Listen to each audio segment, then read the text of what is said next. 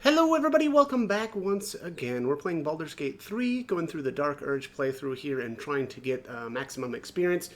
Starting out just to the west of the Emerald Grove Environs waypoint, right outside the stone door. I believe you actually have to do pass some sort of like investigation check or something to reveal it, but it shouldn't be too difficult. If you have any issues, you can always reload your game. Otherwise, there's actually a way to come through the opposite way of this, which it doesn't matter which way you come through here, but I just chose to go this route this time. So, anyways, that leads us into the underground passage here.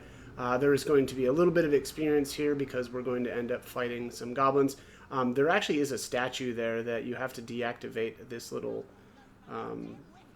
some sort of rune there, like a rune of the eagle or whatever that was, so that it doesn't continue to shoot you. But here, it actually would have been better for me to sneak attack this guy with Asterion, because there's no sort of option or conversational option to kind of bypass this battle and get any sort of experience or extra experience that way. So again, just kind of attack these guys straight out.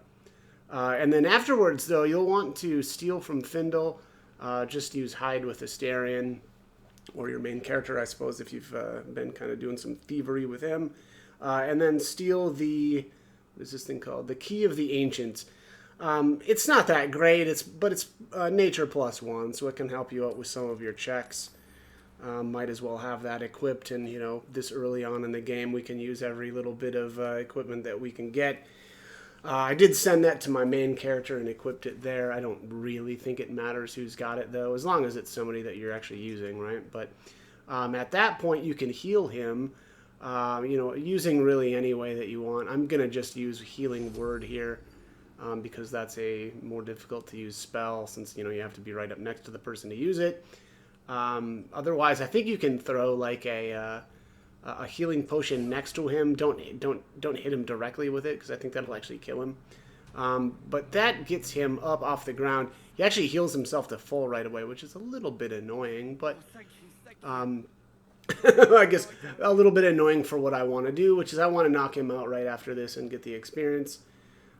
So don't thank me yet. I'm here to finish what they started. I don't think I went with that option. I assume that just puts you right into combat, but that's going to make him hostile, and we don't want to really do that. He's actually going to help us out a little bit later with one of the other battles in the Emerald Grove versus the Shadow Druids. So make sure you go into turn-based mode here and then knock him out. Also, the reason why we've got Will with us here is because you do get an inspiration for him by saving Findle. So again, make sure that you've got Will with you when you decide to do this. And then I'm obviously going to... I've got my my non-lethal attack still on, so I'm going to knock Findle back out here. You got to be a little bit careful. The first time I did this, I actually had him die because there's another one of those statues that is shooting, fireballs. And I think I went a little too close to his corpse, and it made him... it killed him. So the other thing is, this will result in Findle not liking you. We are going to lose a bunch of approval. Obviously, that's the usual, though, when we knock out NPCs. But that's okay. There is a way to repair it if you really want to, which is to go find him in the Emerald Grove, donate a bunch of money to him, and then, of course, you can always steal it back if you really want. Otherwise, I don't know that I'm going to bother. I don't know that we'll need to. I think he's going to help us out in that fight against the Shadow Druids, regardless of what we do. So, again, I don't think I'm going to worry too much about what we're doing. Also, I should point out, I did respec a bunch of my characters. Mostly they're the same classes that they started as. I haven't really been messing with that, but I did change up their stats by quite a bit. And I actually did change Shadowheart from the Trickery domain into the War domain. I've really been liking that. And then there's the knockout, and you can see there. I stood here for too long. I mean, he was okay until that hit right there, and that killed him. So at that point, then I decided actually I was going to need to reload my game. And so at that point I did. I reloaded and made sure that Findle didn't actually just die. I went and knocked him back out. and then I moved on. But you can see the glyph there is still active. That's why that thing is firing. But the next up is a little bit of companion approval, and this is going to be with Shadowheart. I've actually really been, you know, kind of on the ball, or more on the ball with getting approval with her. I think in previous times that I've played through the game, I haven't done enough long rests, and I've missed a lot of these. Like, this is the first time I've ever actually seen this scene with her messing around with the artifact. As far as I can tell here, I needed to use the wisdom route here. This seemed to be the only way to actually get any approval out of this conversation. So luckily it's a pretty easy one. The difficulty is only a 5. Of course, I'm using the guidance just in case, because my rolls are always pretty terrible. So, and then you want to do, I went with the bottom option here, which is to remember our fates are entwined now. And then I believe if you don't want to talk anymore, I'll respect that. That's generally Shadowheart's modus operandi, is to just, you know, kind of let her be. Don't push too hard, and let her kind of reveal things to you. So, you know, generally anytime you kind of back off on the things that she's being secretive about, that's kind of the best way to go. But obviously, I'm going to rest one more time, or I guess finish the rest, I suppose, or however you want to say that, end the night. And then the next morning, after we've left the camp, she should have another dialogue option, as long as you've got this far. You may need to long rest a couple of times to you know, get through whatever scenes you may be missing. And then here's Shadowheart's got her option here that says she wants to talk about something important. She gets immediate approval by not just kind of brushing her off. And then you can just go through a couple of her dialogue options there and then say, thank you for sharing. And that will get us the next little bit of approval there with her. And that's actually going to be it for this conversation. So we will exit the underground passage, and we'll actually end up inside the Emerald Grove. At which point I do need to swap some of my characters out here, actually. Okay, so for this part, we want to have Karlach, Shadowheart, and Gale with us. And you got to be really careful about how you jump up here, because I've noticed that it can get a little wonky when this conversation starts. So basically what I did here was to just break up the party using kind of the group toggle, and then jump with the main character across this this little gap here. I noticed, though, when I was doing that, or when I wasn't doing that, sometimes it was starting the conversation with a different character that I didn't want. And unfortunately, when that happens, like if you're controlling that character, you won't get approval when you make some of these choices. So definitely want to, you know, do this with the main character. So again, just jump across here and then get this conversation started with your main character. You can see there it triggers immediately. And that's why I was saying it kind of gets a little wonky sometimes. But anyways, basically there's a couple of different ways to do this conversation, but I wanted the approval with Gale. You get 8 from him by standing in front of, or standing between the crossbow and the goblin. And then actually there is a way to get approval with some of the other characters as well, but I just don't think it's worth it. These are the characters that I like kind of the most, and I wanted to build their approval with faster. And so I went with this route specifically. And then, yeah, I actually failed this this check the first time. Continue. You're right. Damn you.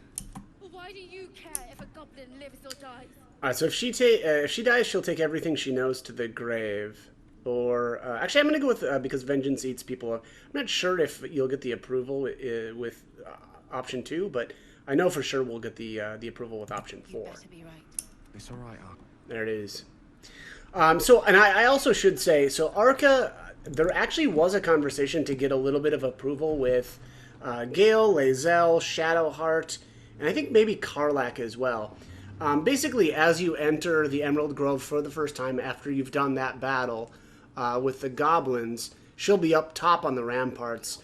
Apparently, actually, her brother did die opening the gate, which I guess I just never noticed. But I think if you go up there and talk to her right away, and then tell her like you know you basically you want or you need vengeance, and that the goblin should pay for this, you'll get some approval with. Again, I think it's Karlak, Will, although Will wouldn't have been in our party unless you started with him. Maybe there was a way to get him really quick before. I don't know. I'm not sure on Will, though. That'd be really tough to do unless you kind of like started with him already. And then what was the other one? Shadowheart and then Lae'zel. Again, being those ones. But anyways, that is not what I did. So I lost out on 1 point of approval for a couple of characters, which I don't think is going to be that big of a deal. It seems like there's so much, I guess so many ways of getting approval with the companions that I just don't think that that's going to matter at all. Let's talk with Gale, though. It looks like he's got some sort of conversation for us here. Oh, this is, yeah, his little... I don't know. He tells a story about how he avoided some gigantic fight or something by basically buying everyone booze. What is going on with Karlak back here? What are you doing? Come over here. This game's got some serious issues with autofollow sometimes. Yeah, like there's no what's happening right here. You telling me you can't just jump over here? Now watch this. Now somebody else will get stuck down here. Oh, there we go. Everybody made it. Oh, goodness. So weird sometimes. All right, anyways, let's bust Saza out here. I should actually check, though, first who we want to have with us to do this. Okay, so next up is to actually talk to Saza in the cave. Actually, I'm going to talk to Gale here, though, first. This isn't important, but he does have just a cute little story about how he diffused a similar situation in a bar one time. But not going to get any approval, so that's not a big deal, though. All right, but the next thing that you want to do is don't unlock the cage quite yet. You actually want to speak to Saza while she's still inside. Just saved your life. Show some gratitude. We really are desperate, aren't we? Get me out. All right, so she brings up. Oh, there's a goblin healer, and let's go with deal. I'll get you out of here. And there's the Karlak approval. And I gotta say, this makes absolutely no sense. If you unlock the cage right now and then let her out, Karlak will disapprove. So even though we've cut a deal with her and told her that we will, and she approves of that, she will then turn around and disapprove once we actually let her go. It makes no sense. I don't know if it's a mistake. But it certainly makes no sense to me whatsoever. So what I'm actually going to do here is tell Karlak to leave. Stay behind in the camp. You heard me. And then we're going to go back to camp and grab Asterion to unlock this. I actually don't really need to do that. I could definitely unlock this with my main character, but he is just so much better at unlocking that... yeah, it makes more sense to do that with him. And then on top of that, now Karlak is definitely nowhere around, so she will not be disapproving of us unlocking this. Oops. Yeah. Alright, so let's lockpick that. Boom. Wow. 27. Alright, and then let's switch back to the main character. Open this up. So I believe it's Will, Karlak, and Lae'zel that will all disapprove of you letting her go. So just keep that in mind. Follow me, I'll keep you safe. Oh, I answered with Asterion, which I guess doesn't matter. But whoever you tell her to follow, and you'll keep them safe. That's who kind of controls her. It's not going to matter because we're not going to get into any battles, but this is the way you want to go. You definitely want to go back out the underground passage, because if you try to go through the Emerald Grove, you'll have to do a bunch of conversational checks. It's kind of fun, I mean, I'm not going to lie, by, basically telling everybody that, no, she's going to lead us to her camp, and, she's going to help us destroy the goblins, basically. But I would rather just not do any of that because there's really no reason to. It's just more of a pain than anything. So we're just going to, march her on out here. and this should do it. So I think as soon as you come out the door here, she'll take off and wait for you kind of beyond. I think she waits for you in the what is the name of it? Blighted Village, I think is the name of it. All right, let's see here. Let's go with you made a promise. This conversation doesn't matter. We're not going to get any sort of approval or anything out of that. So, all right, and that is it. That is the first part of saving Saza. There actually is a reward, a pretty decent one, which is a dagger for saving her, and we'll eventually get that. I don't know if that's going to be the. Actually, I know that's not going to be the next thing, but that'll be a wait. Okay, next up is actually we're going to be starting out here in the Blighted Village. I'm actually going to jump into the well. I just want to get down in here early. There's a weapon down here that I want to get. I guess we'll do an investigation here. I don't know that this really matters, but let's do guidance. Nailed it. Dry stones line the wall. At the bottom. All right, let's climb down the bucket rope. Let's not touch those webs or I'll end up as a meal. All right, so I'm going to do a little bit of exploration first. Grab a lot of. I mean, there's just a bunch of like containers and stuff. So I'm going to do that really quick, and then I'll pick it back up once I'm actually like kind of getting into the EXP part of it. Okay, so we are in the Whispering depths. Jeez, for this, and this is actually going to be an inspiration point for Gale. So it's the Burnt Journal, the Bloody Journal, Web-Covered Journal, and the Tattered. I think it's those four. So let's read these all real quick. And by read, I mean more skim. Alright, and that should do it. And that did it. A solitary spider, excuse me. Gale is inspired, and we get an extra 30 experience for that. Okay, next up, I actually had to do a little bit of a rest before I fight the spider matron. And so I did a long rest, and which triggered yet another scene here with Shadowheart. And so I noticed that there was a wisdom check or an insight check. I'm not sure if you have to do this, but what's going on here? What are you doing? We're going to go with the kisser option, and that's going to get some approval. Okay, next up is the Phase Spider Matriarch. Here I've already got her down, but I did want to point out a couple of things here. She will summon these little spiderlings in the middle of the battle out of these clutches of spider eggs. I noticed there's 3 locations. There's one up here, there's one back here, and then if I spin my camera here a little bit, there's another clutch down here. The weird thing is, I think there's only 5 down here, whereas these 2 locations up top have 6 eggs. Now, she never seemed to actually summon from this clutch here. I'm not sure why that's the case. And it also only seemed like she ever summoned 2. So from all of the attempts that I made, she always summoned the clutch. I think it was these ones back here first.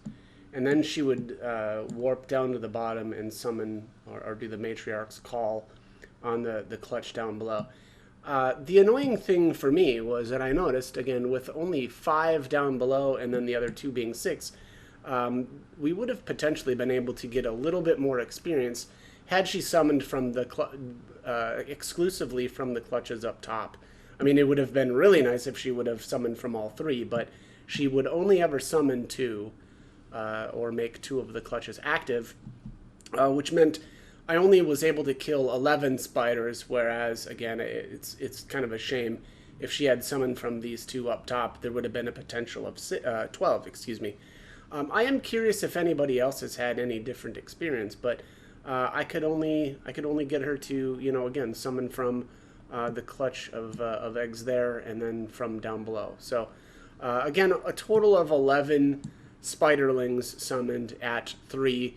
experience a pop meant an extra 33 experience. So that is it for the Phase Spider Matriarch. I am going to go down below there and grab, you can see there's a dark, what is this called? Oh, I'm too far away from it. It is a dark amethyst. I'm going to grab that. That's for opening up the Necromancy of Thal book, which is found also in the Blighted Village. And we will go into that a little bit later, but the next thing I'm actually going to do is to float down below, and I actually need Karlak for that, so I'm going to grab her, and then we'll pick it up in the next segment. Okay, next up, I'm actually in the apothecary's basement in the Blighted Village. I realized that there was a little detour that I had to make because I needed a couple of things from here in order to get down into the bottom, or I guess where I wanted to be at. One interesting thing here, though, is in this casket here is a scroll of Summon Quasit. Definitely something that you'll want to grab. And I actually usually just send that on over to Gale so that he can learn that spell. It is a interesting summon that you can use, so I'll do that. And then next up is actually going to be the battle here. The next, basically all of these other caskets, when you interact with them, a skeleton will pop out. Excuse me. So you got to be really careful with this one. In order to get all of the experience, you need to have the skeletons pop out of these, and then the skeletons will go kind of crack open the other caskets. So make sure that they do that. I haven't counted these up, but I'll do that, and I'll pick this back up once I've done this battle. Okay, so it ended up being about 7 of these guardians. So again, just keep in mind that it seemed to me the best way to get them to break each other out of the coffins was actually to just not really do anything to them for the first like 2 turns, and then they just ran around and kicked everything open. It kind of seemed like if I killed one of them too early, then like the other ones just wouldn't go and break open one of the other boxes. So I guess just keep that in mind. Next up is actually an inspiration point for Asterion here, and that's interacting with the Ornate Mirror. So let's get this started. I'm just going to fast forward or kind of do this really quick. Let's see here. Speak your name. Let's. Oh, I think this isn't right. Oh, okay, yeah. I'm an ally of your masters. I thought that was not correct, but so he you want to answer then: a foul lich, may he die 1,000 deaths. The balsam ointment is to clean a wound, so that's number 2. And then the final one here is also number 2. I'd look for whatever spell will rid me of this worm in my head. And there you have it, the Mirror Master. Okay, so next up, actually I already pointed this out in the a little bit ago, but this is the Dark Amethyst, and that is going to open up the Necromancy of Thay. I actually did grab that. That's down in the Apothecary's basement. I didn't bother, getting that on camera because it's easy enough to find. But at this point, we're going to use the Featherfall scroll that I got in the basement there, and cast that, and that's going to hit all of our characters. That's learnable by like Gale, but there's plenty of those scrolls, and I just wanted to get going on this. Also, bring Karlak with you when you do this, because that is going to give her an inspiration for jumping down into the depths.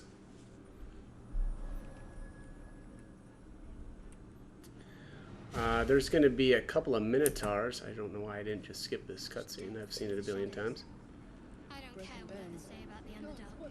It's beautiful down here. There we go. We get a little bit of experience for dropping down here into the Underdark. And then there's some Minotaurs here. There's the inspiration point for the Abyss Jumper.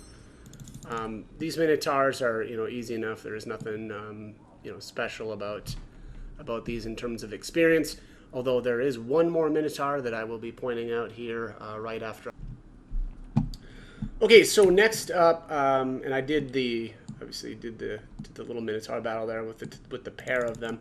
There is a third one though, and you have to be really careful about how you do this because if you let it, it will go up in suicide, and you will not get the experience for it. So again, you have to be very careful. And there he is, right there. And I think I just messed that up. If oh, I might be able to pull this off. If you notice there's something under the ground that knocked me down, and this Minotaur charges up top and basically gets itself killed. So yeah, it looks like I actually am gonna pull this off as long as I can. Oh, and I missed. Uh-oh. Well, it looks like he kind of kept going there, but I think I've got this. So weird. Can I get this guy?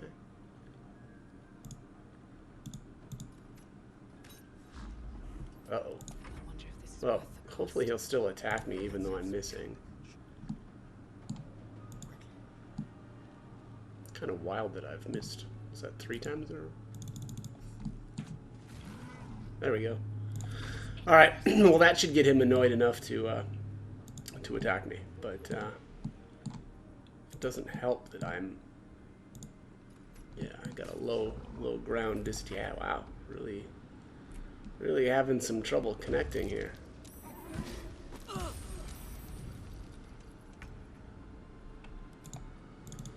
My characters have seen better days, but there it is. And there, I've actually just leveled up even, although not with Asterion. It looks like maybe he's got less. Oh no, he did level 2. Okay, never mind. Yeah, so there it is. That is, I think that's level 4. Yeah, because we're 3 right now, so good stuff. Okay, so next up is actually grabbing the Falar Aluve.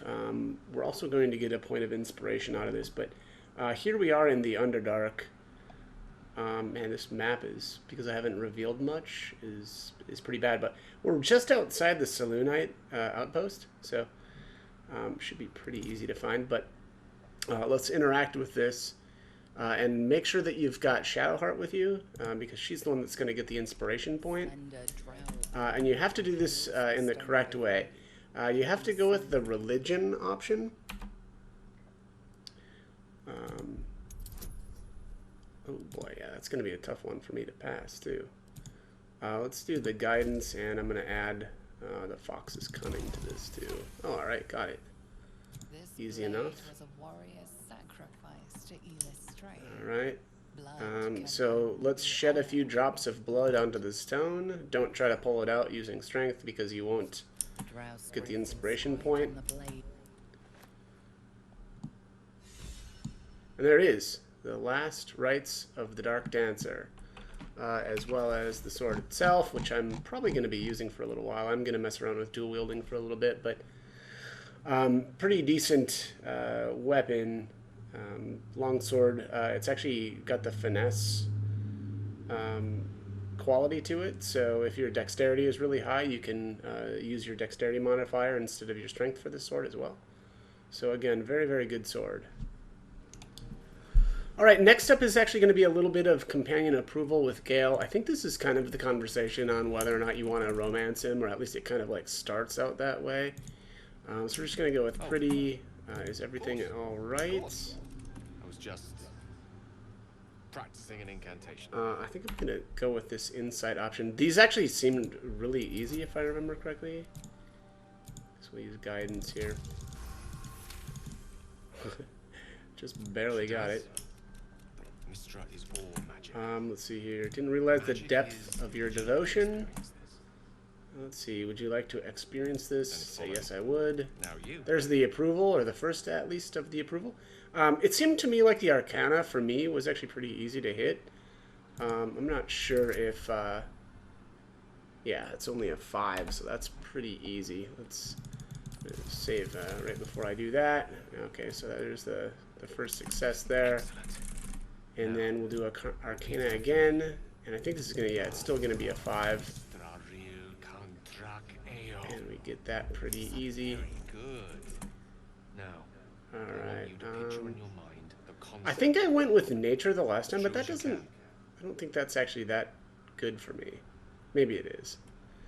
I can't remember my character's bonuses anymore, but I guess let's go with nature. We'll see how... Yeah, actually, that is pretty easy. Yeah, and I have a bunch of bonuses to that. Oh, yeah, I forgot. I have the Key of Ancients. That's that helmet, which does give the +1 in nature, so... that was pretty easy. All right, so let's go magical, sensual, even. Connects you. Hold on to a moment to good night for intimacy, and then I guess picture kissing him, which gross. But there it is. There's the approval with Gale, and that is going to kind of continue his, I believe, his romance. I've never really actually done any of these. Like the companion romance for Gale, so that's all kind of new territory. All right, so anyways, that is going to be it, I believe, for that that little segment there. That was a decent amount of approval though with Gale. Okay, next up is actually just getting scratched. I'm going to use a potion of animal speaking. There are plenty of these in the game. If you're having troubles finding them, I know, or I believe, Aaron in the Druid Grove will actually sell them. I think I might have stolen mine off of... actually, maybe Aaron doesn't sell them. I think maybe I stole them from Volo in the Druid's Grove. So, anyways, let's speak with Scratch. We're gonna get just a little bit of companion approval. Keep moving, stranger. All right, what happened here? Go. Let's see here. I'm going to go with I'm not an enemy, I promise, using the persuasion option. Oh, this one's brutal. Okay. We'll try to add some bonuses here. All right, nailed it. That was way tougher than I remember. Still, you should go. All right. I don't think he's going to wake up. And then we'll return home. And then you don't want to do this. Do not prove that the man is dead and show his corpse. You say, "Come on, you can travel me with you like, or if you like." Or actually, no. Let's explore the other options. It doesn't really matter. But what happened to your friend? Creatures he describes. Gnolls. Yeah, he's talking about like it sounds like his friend was attacked by gnolls. You say, "Come on, I'll join you if you like." And then if he doesn't wake up, follow my scent. I have a camp. That's the approval. Somewhat relieved the discomfort. All right, here is actually a little bit, I don't know if you caught that, but up in the left-hand corner there, it did say that Gale got some approval. Basically, this was his personal quest here with, in his need to absorb artifacts. So I believe this was his second one, but here he does say that it hasn't had the effect that the first did. All right, next up is going to be an inspiration for, I believe this is Gale. But what we're going to do here also, I should say, all right, we are inside this house, pretty close to where we picked up Karlak. And this is actually related to her companion quest. I am going to use Speak with the Dead on this refugee corpse right here. And rip through these dialogues here really quick. So we ask how you killed a pack of gnolls, and then he says the pack, the power, and he say a pact. Which devil did you deal with? Fallen Lady Zariel. So these guys have a pact with Zariel, and then why did you make a pact? Obviously for power and strength. And then who are you? This doesn't matter. How did you die? It's kind of interesting, and there it is. Yeah, Whispers from the Grave. I think you might be able to get Whispers. I don't know. I hesitate to say that you can get this in another way, but for sure it will work on this corpse here. I just don't know if you can get Whispers from the Grave from any other corpse. I'm just not 100% sure on that, but for sure you can get it from this one.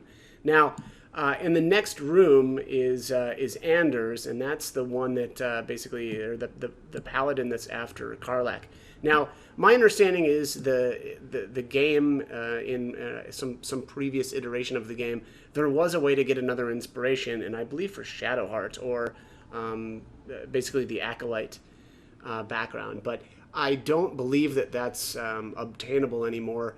And one of the other places that I've kind of referenced a lot of these inspirations doesn't have it listed there anymore. So, again, my assumption is that, and my understanding is that it's been taken out of the game, and so there isn't an additional inspiration for the Acolyte in regards to dealing with Anders.